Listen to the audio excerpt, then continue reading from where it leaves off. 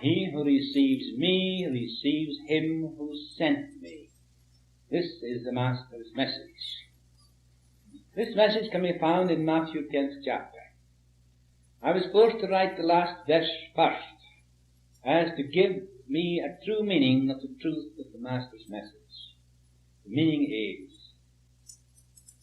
he that receives the Spirit of God manifesting in the flesh, which is the Spirit of God, receives God through understanding.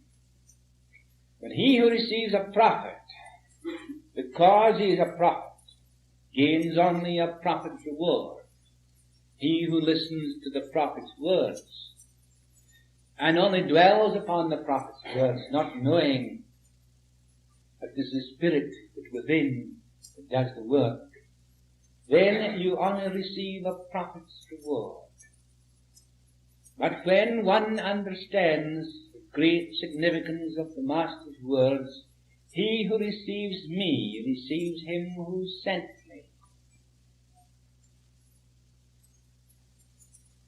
These words have tremendous significance. And it's so essential that we should dwell upon them so that we shall find the answer in ourselves. I find the answer to this in myself, and I'm sure you must also find the answer within yourselves. It is not the prophet that you must receive, but the Spirit of God that is in him. This is the true meaning of the Master's words, and he applied them to himself. I of myself am nothing. It's the Spirit of the Father within me that doeth the work. It is the same with us all. It is the Spirit that enlighteneth the mind. The Spirit of God is with you and within you. The prophet is the means and not the end. The Spirit is beginning and end. So the prophet by himself is nothing. It's the Father within that doeth the work. We have to have this divine reasoning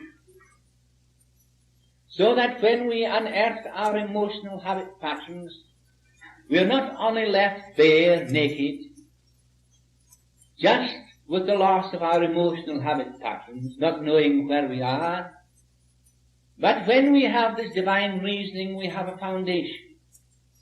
These words come to me also, he who builds his house upon a rock, and he who builds his house upon a sand.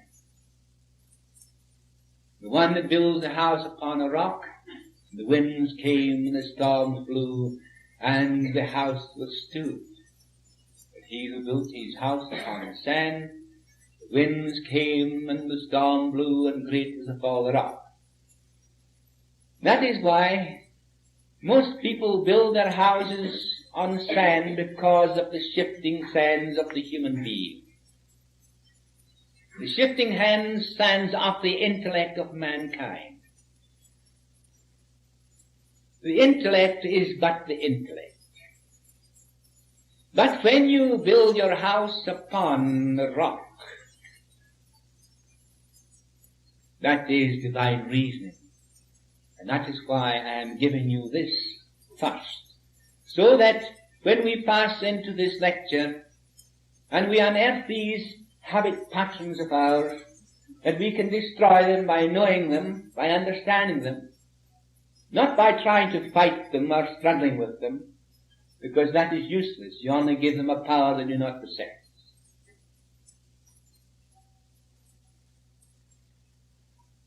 So the prophet is the means and not the end. The Spirit is the beginning and end.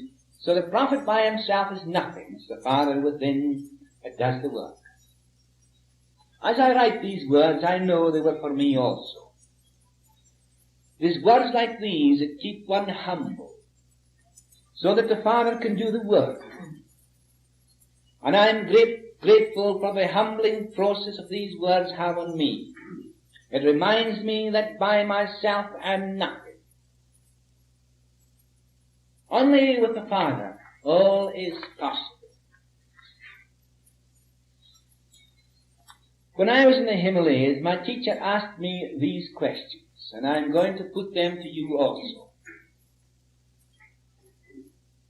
These questions, when answered properly to yourselves, will enable you to understand yourselves, and so relieve you of many perplexing emotional patterns that are pictured in your bodies. You virtually unearth your emotional pattern. These questions are very pertinent questions, but it is what everyone does. But as everyone does it, no one knows that they're doing it. And that is how you're caught up in your doing, caught up in your emotional habit patterns, caught up in these various things that you do every day. And because they are so common, you make a habit of doing them, and consequently you create the emotional habit pattern that expresses itself upon the body. But remember this, that all mental reactions, all emotional reactions have their effect upon the physical organism. The physical organism is what we call the sounding board for your thoughts and emotions. And through the nerves, you have the expression.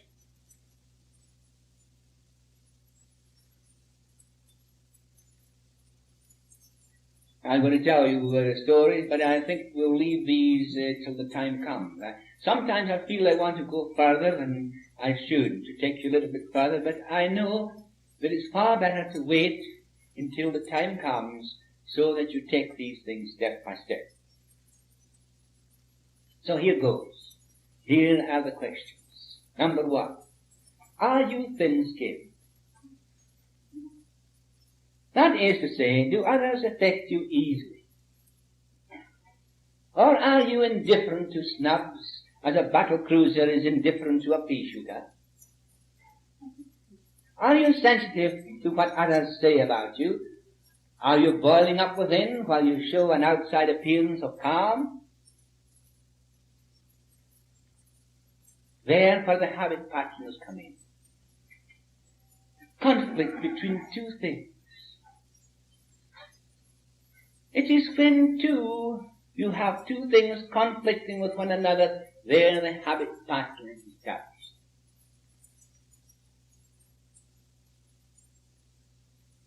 For instance, take a person, perhaps, who is brought up in poor circumstances, poor food and poor clothing, goes to school, and he begins to compare himself with other boys and girls. First of all, this comparison is the first thing that starts the emotional habit pattern. The boy wants, whatever the case may be, he wants to go ahead, he wants to play, yet he wants to shrink away. He wants to do two things at the same time. He grows up in life, and because of his early childhood, he forces himself into a position where he gets into the head or into a very good position in life. He meets other people who are in a position like him, yet he feels that same inferiority. He's not comfortable because he thinks of the other person and himself. He begins to compare. He wonders, this other person is well-dressed, he's well-dressed, but he does not think that he's well-dressed because of his early influences and these habit patterns. Although he's forgotten the incidents of his early life, he feels this sort of inferiority which takes place of him among his associates. And here is an instance of one person that I knew. He was such as that, and he grew up to be the head of a great industry. He used to go out and play golf, and he met his friend who was a great surgeon, one of the greatest surgeons of his time. And when he was with him, he found this surgeon was very calm and peaceful and had a freedom that he didn't have. So he took this friend, surgeon friend of his apart, and he said, I admire you very much. He says, I always feel a feeling of inferiority when I come in contact. I'm just talking straight to you. So this person said, why should you feel that? Well, he said, I was brought up in poor circumstances. He told the story how he felt so inferior. So he said, so he turned to the surgeon, he said, now you see what I mean. Yes, says the surgeon. But I was the same. I was brought up even in poorer circumstances than you were. Well, how is it, he says, that you're so free? He said, well, he said, I have come to the conclusion long ago, and I lost all this inferiority because, he said, I felt that whatever I could do for my brother man, I would do. And I lost myself in doing these things. He says, I lost all inferiority.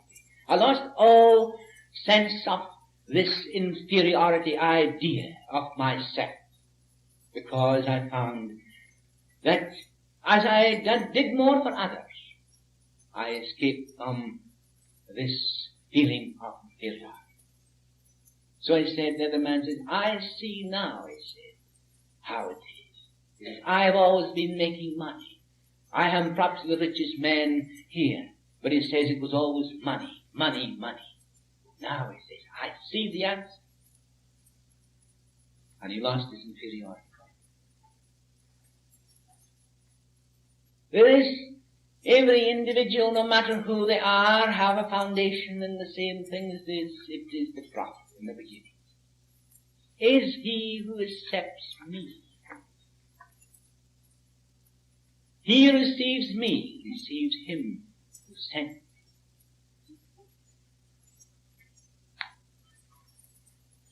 And if you can realize that truth, you'll find that even then you will lose that inferiority, that complex where you have comparisons, that you compare yourself with others. There is nothing in comparisons. That is the double mind. If your mind is full of opposites, you can never be free. Never.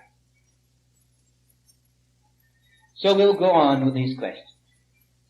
It is not so easy for the ordinary person to withstand the rough and tumble of the social scrum and not get hurt sometimes. But you are growing up. But as you are growing up, you will see how necessary it is to understand yourselves. When you know what you are doing, then you're on the way to freedom. But if you're caught up in emotional reflexes, then you are laying up trouble for yourselves. Therefore, I want you to think over these questions quietly in your own homes and see how they affect you. It is always the personality that gets hurt. The spirit never. Always according to which is out in front. To which is out in front. Is it your personality that's out in front? Or is it the spirit which is real? If your personality is always out in front, you're sure to be hurt. And very much indeed. But if the spirit is out in front, then there is no hurt. There is freedom. Do you smile, but secretly smart, under a wisecrack, while on the outside you put on the show of indifference, yet harbor enmity and revenge?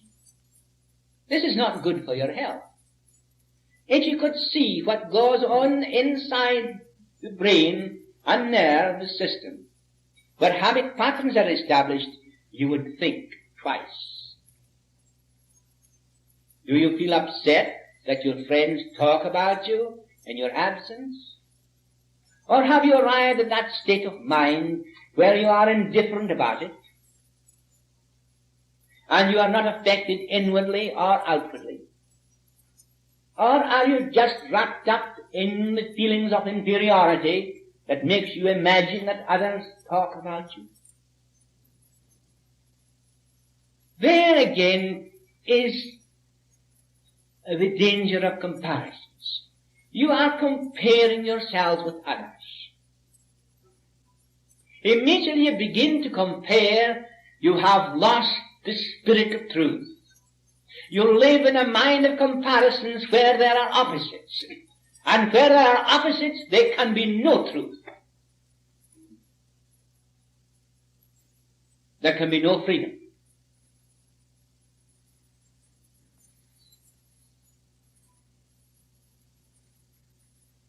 Do you feel charmed or elevated when others say nice things about you? Or when you hear the opposite, you are enraged? What is out in front? Ask yourselves this question now. What is out in front?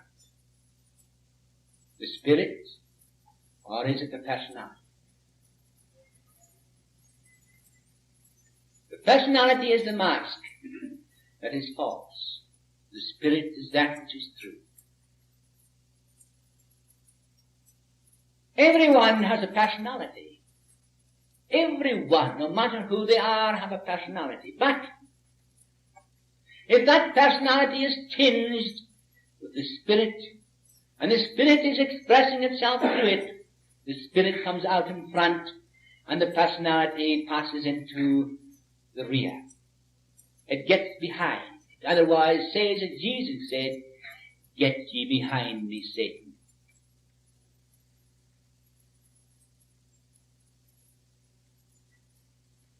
Approbation is a dominant power in human nature. It is nothing to be ashamed of. Its importance lies in the fact that it is a force which we allow to work against us. 99% of people like to hear or tell something about themselves. The more this subtle force is used, so we are affected negatively by its influence. Why? It's quite easy to understand. There is in the individual a sense of poverty, inward poverty. Even if the outer things are glorious and flourishing, even if you have castles, even if you have land, even if you have everything, there is an inward poverty, and that inward poverty is the cause of this approbation. And the more then you try to express yourself through approbation or seek it, then the greater the inward poverty becomes. You must recognize this. You must find the motive behind your action. If you do not find the motive behind your action, you cannot destroy these habit patterns. You are caught up in them, and they affect your nervous system because your body and your nervous system is the organism of expression. It's the sounding board for your thoughts, your emotions.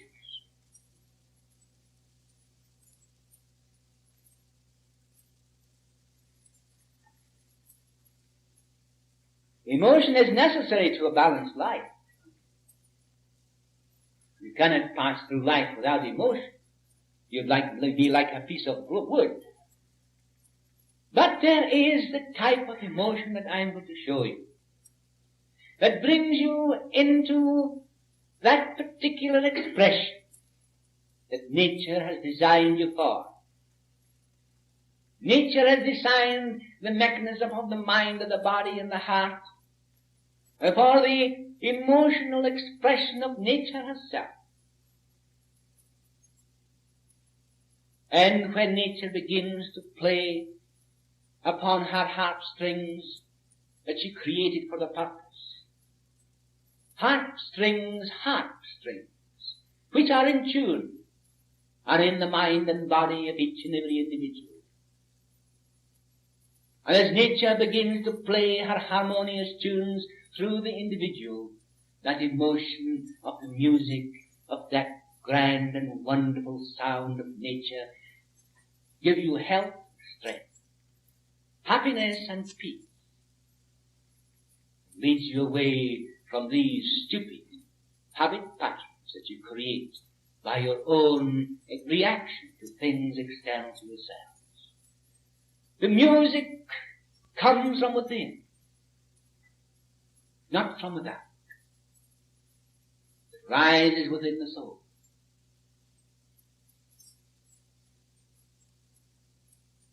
When you are listening to music, a perfect piece of music,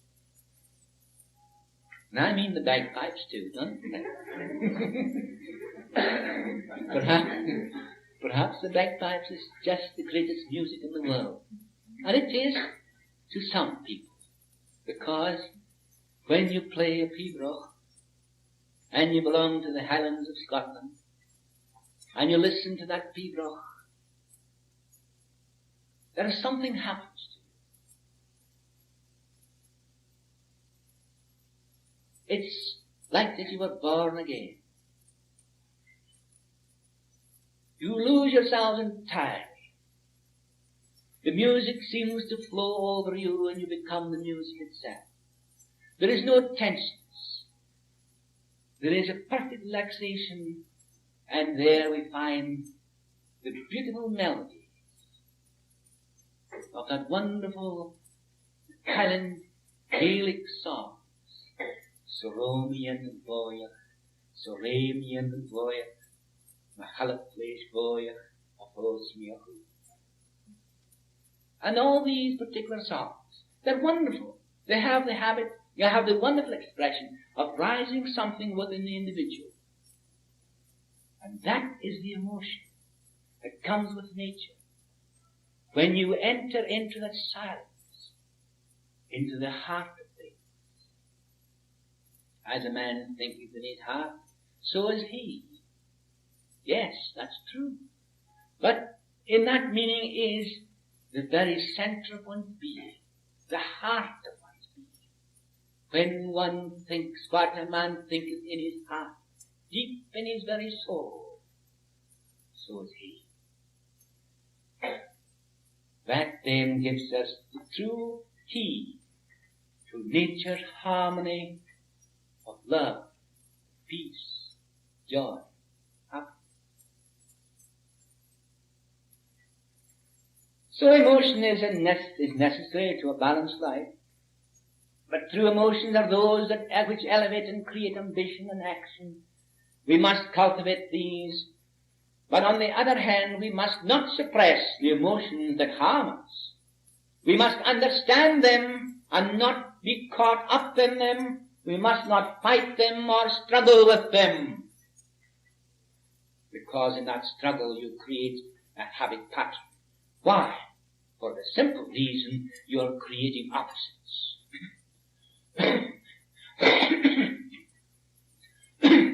You create a conflict within yourselves. To understand them, to know them, to drop away from. I am spirit. Here is the way I would reason all these things. I am spirit. The Father and I am one. With my Father all is possible. There is nothing else.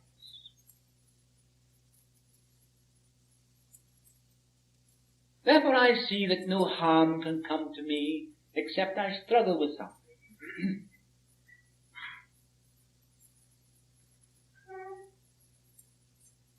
This story about Jacob when he wrestled with the angel of heaven, and the angel put his thumb in his hip, and he would walk with a limp ever after.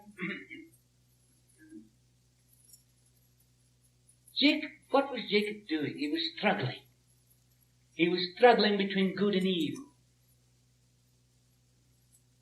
And it was in this struggle between good and evil that left the mark upon Jacob. If he had realized the truth, he would not have struggled with good or evil.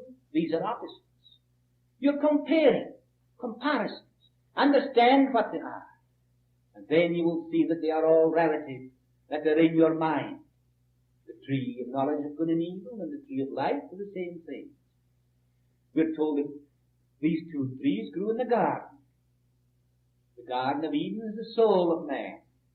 These two trees grow in the soul of man. One is the tree of life, the Spirit of God.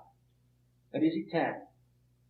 The other is the tree of knowledge of good and evil, is what man thinks about things. The tree of knowledge of good and evil has its roots in man only. The tree of life has its roots in God. It's eternal. It's the tree of salvation. Therefore I'm showing you towards it.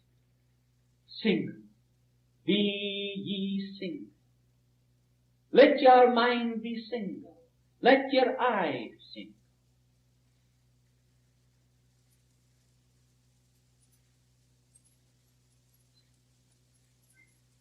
There is a word called transmutation.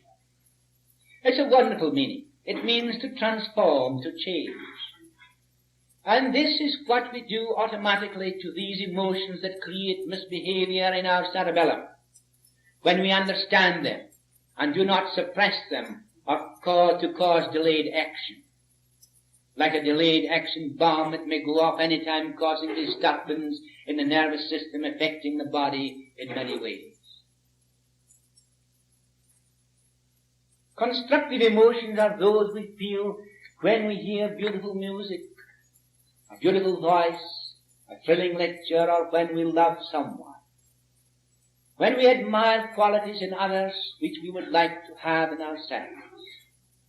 When we see beautiful flowers.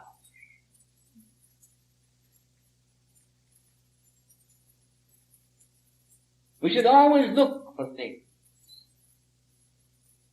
The things we would like to have in ourselves.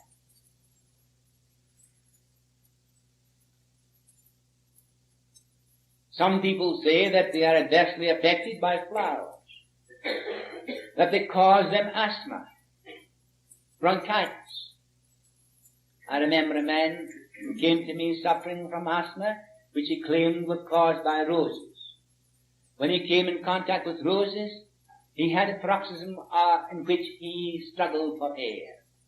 This was nothing more than a spasm of the muscles surrounding the bronchial tubes through an emotional habit pattern. I proved this, for when he came to me the next time, by appointment, I had a bowl of roses in the room.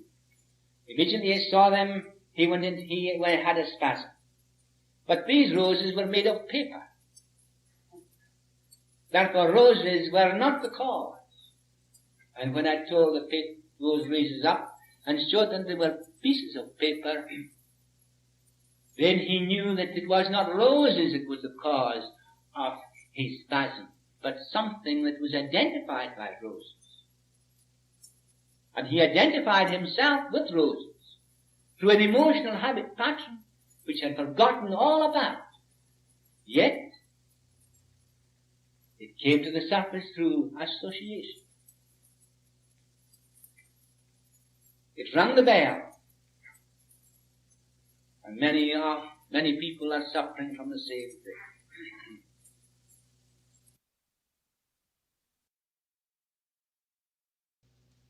You may go round the street, you may go to a gallery, you may go anywhere, into a house, you may travel on a train, you may go on a ship, you may on a boat, you may anywhere, and all of a sudden an emotional feeling may rise up, which make you shiver. It makes you fearful. You feel a thought of fear, but you do not know where it's coming from. Why? For the simple reason that through your senses, through seeing or hearing, something has flashed through what we call association, to a little bell that is hidden away in your cells. An emotional habit pattern that is invisible rings the bell and up flows the emotion, and you do not know the reason why.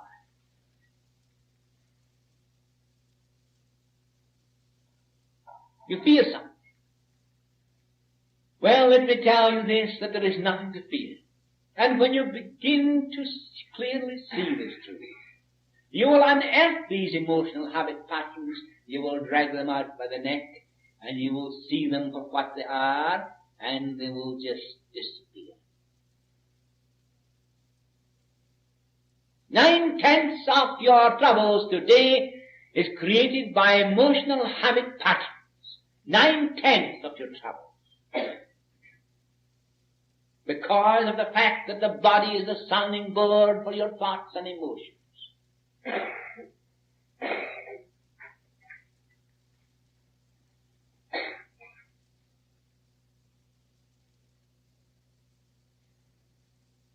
Therefore the roses were not the cause. On asking him what memory roses brought him, he told me that he was engaged to a beautiful girl, and every day he sent her roses.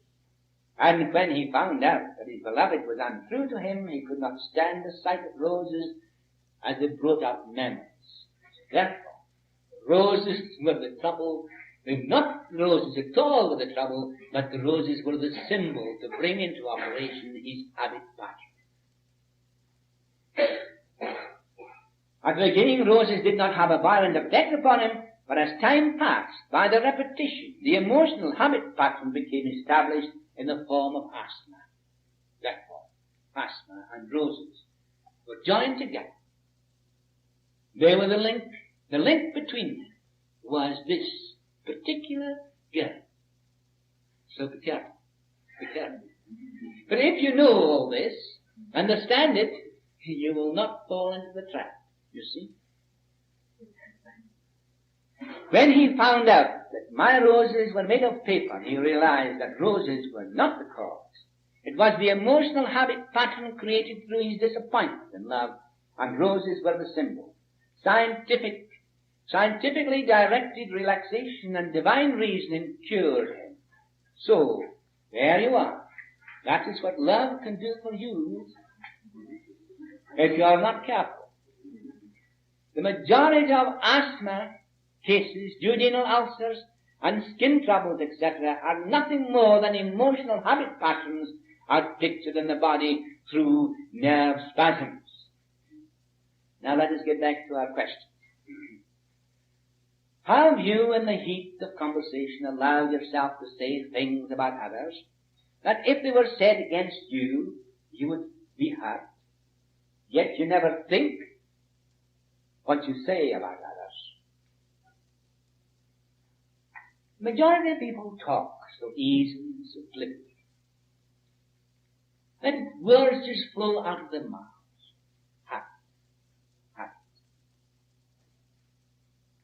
As long as you can get two or three people together, you always get them talking about somebody else. And have it again. Have it again. They don't mean any harm. No, they don't mean any harm. But let anybody else say the things that they've said, and then the habit pattern rises to the surface in the form of anger, rage, jealousy, or whatever the case may be. There then you see you are destroying yourselves. Are you like leaves in the forest, wafted here and there by the wind? You must be different. Never allow others to lead you into conversational traps about other people, for it is sure to come to roost on your own head. What I am trying to do is to bring you face to face with yourself.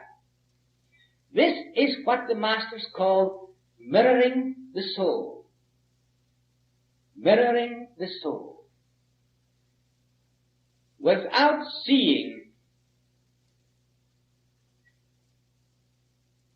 yourself, you cannot eradicate the error. You must see yourself to eradicate the error. Therefore, you mirror your soul. You look at it. You see exactly what's taking place. Then you begin to know what you are, what you're doing. But you do not struggle with what you're doing. Neither do you say you're bad or whether you're good, because you're nothing one or another. That belongs to your mind. That belongs to the idea about yourself. It means nothing at all as far as reality is concerned. I'm dealing with reality. I'm bringing reality out to the front, where it must be free from comparisons, right or wrong, good or bad. Unless you can see this, you will never escape your own emotional battles.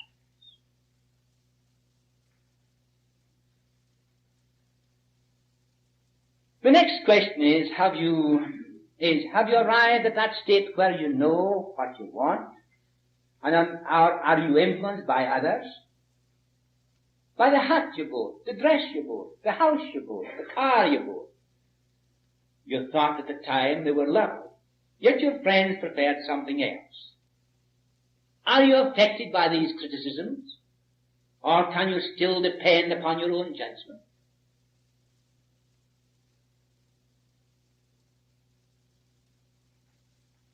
Are you like the leaves in the forest, wafted here and there by the wind?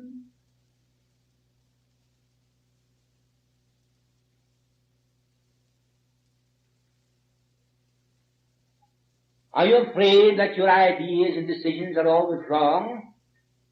Or can you make up your mind to make a decision and stick to it when you know you are right? Or are you like the leaves of the forest, wafted by the ignorant opinions of those who do not know? When you have studied the proposition, when you have made your particular profession your life, you understand it. If others try to influence you with ignorant opinions, if you are weak, then you may take their opinions and you may fall. Listen to me. There is an instinctive intelligence, a divine intelligence that is always guiding you through inspiration. If you listen to that inner voice, it is always clear to the person who understands how to hear. And that's how to hear it is stop it in from the outside. Close the outside. Listen. That's how you hear the inner voice. You cannot hear it from outside. Too noisy. It's blurred.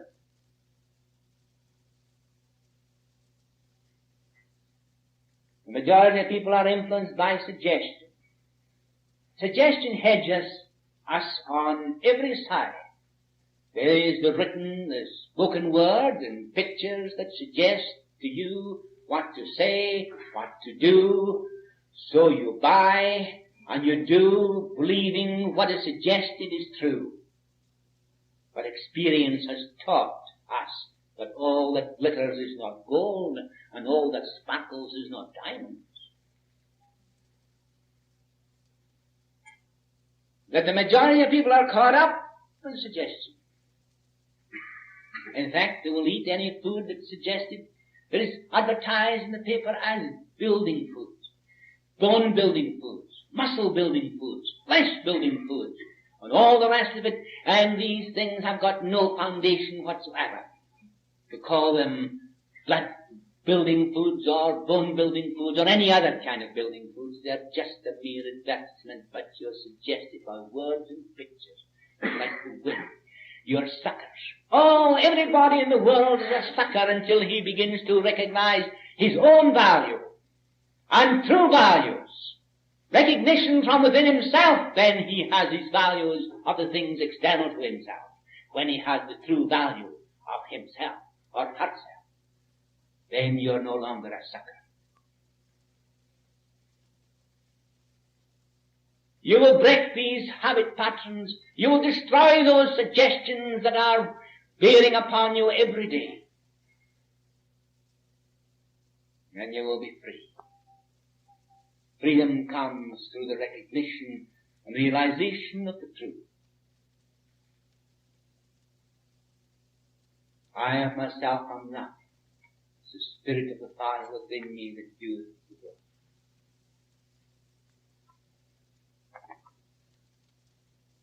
Are you always looking for the faults in others and are blind to your own? Or can you see the big things in others and forget the small, petty things that do not matter? How many people are looking for the small little things? The small little things that blot out the most beautiful, wonderful characteristics of an individual. tear them to pieces because of the small things. Yes, let me tell you this. Why you tear them to pieces is because these small things are rooted in yourselves. You can only see in others what is rooted in yourself.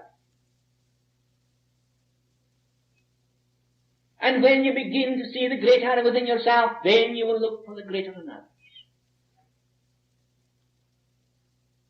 Do not hide yourself in a corner and pray that no one may see you, because you're afraid of your own thoughts, or that you find it easy to get, that you do not find it easy to get into a conversation with others. Would you feel out of place if you were the only person in the party not in evening dress? Or is your mind big enough to bypass social etiquette and feel peaceful in your own knowing of the truth?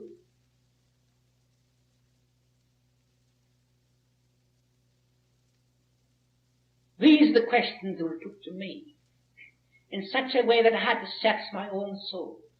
And when I found that all these things were rooted in me, I recognized that they were. I admitted the fact that they were. I saw them clearly and distinctly that they were. But that's the only way that they passed away from. If I denied the fact or tried to hide behind them and say that I was not that individual, that I was not so-and-so, and when at the end of the questioning the master said, "What do you think of yourself now?" I said, "That's me." He says, "My son, you've spoken well." If I had said, "That's not me,"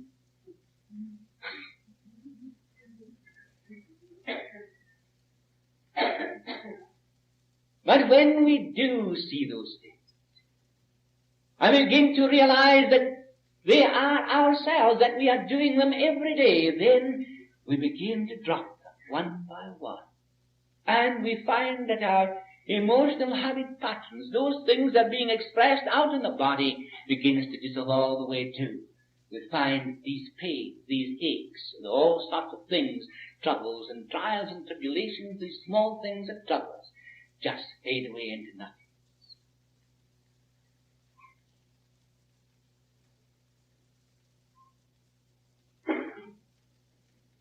Can you enjoy the company of people who are less refined than yourself? And stand good-naturedly above an argument and keep that even keel that is essential to good comradeship? You have an argument. And what are you arguing about? You don't argue about the truth, that's one thing. You're only arguing about your ideas against the other person's ideas. And what do your ideas amount to anyway? Anyway, not very much. So therefore you argue really on nothing. But people who do argue get heated. And they're no longer friends. They're no longer comrades. Are you impatient with other people, with their fads and fancies? Or would you be surprised if others found your conversation boring? Would you think it was weakness to witness a depth of emotion that brought tears to man's eyes? Could your soul reach such heights? Do you know that he who feels deeply with understanding can rule the world?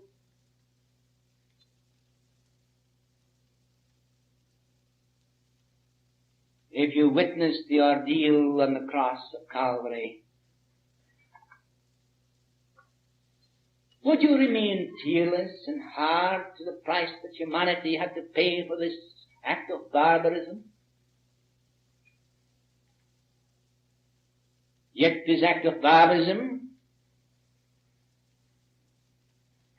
we arrive at the divine symbol for all the world. Nevertheless, it was an act of barbarism. And history will prove it. If the words from his lips at that the greatest height of his suffering, "Forgive them, for they know not what to do," fell upon your ears, could you stand by tearless and emotionless?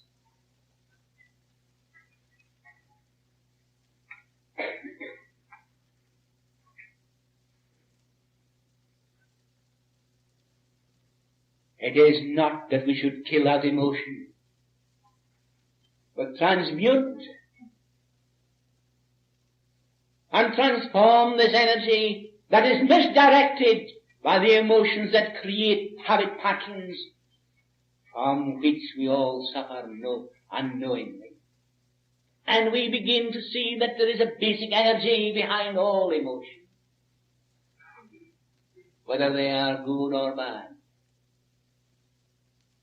Therefore then we see that when energy is flowing in a particular direction, even the river can change its course.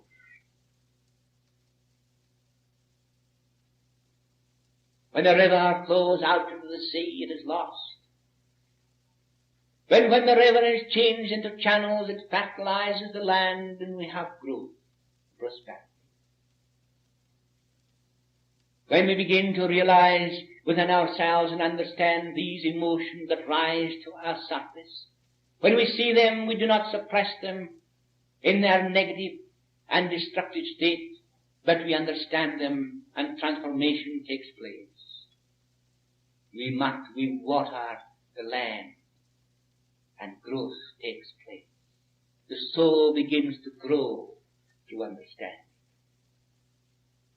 No matter what your emotions may be, then you shall never suppress them but understand.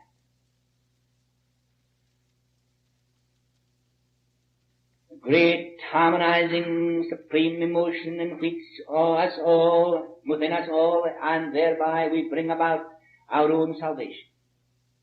And Paul put it eloquently to the Corinthians when he said, I may speak with the tongues of men and angels, yet if I have no love, I'm a noisy gong, a clanging cymbal. I may fathom all mystery and ancient lore, yet if I have no love, it means nothing. If I have all the wisdom in the world and all the faith that can move mountains and do all these mighty things, and yet I have no love, I have done nothing.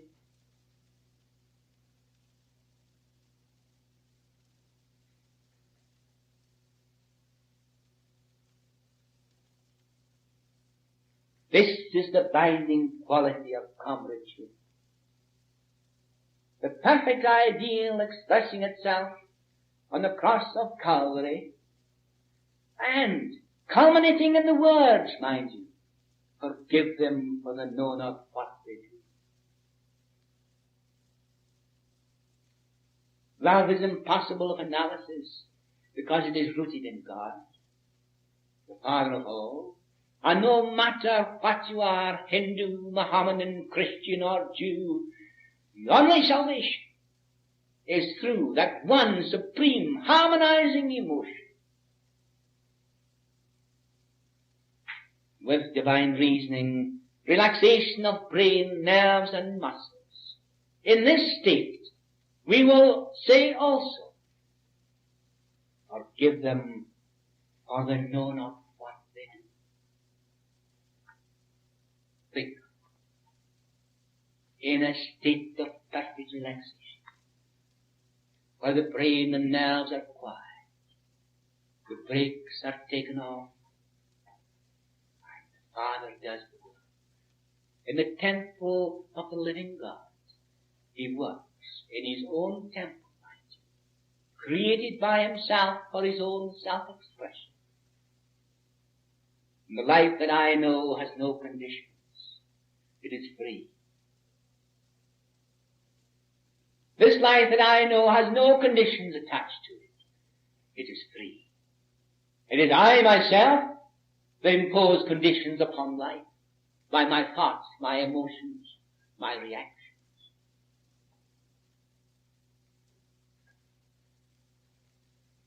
But in that perfect state of relaxation, through divine reasoning, I enter that state of bliss, where I can say also, forgive, for they know not what.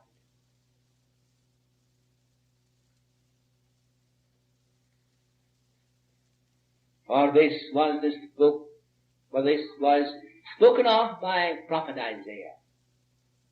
The voice of one who cries in the desert, Make the way ready for the Lord. Level the path for Him.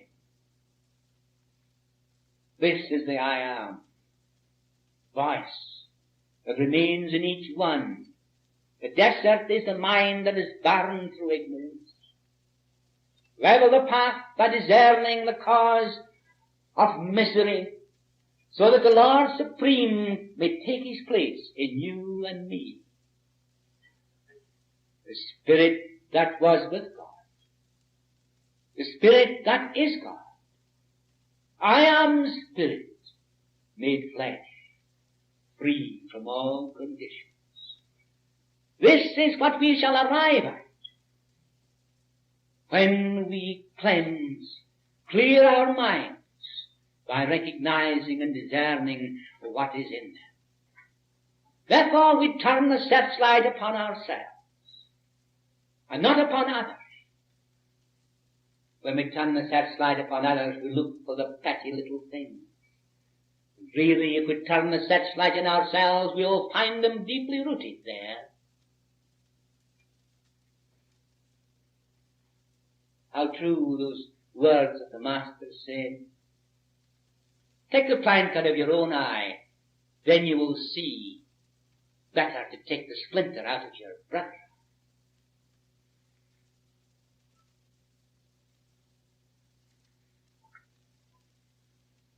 Benediction.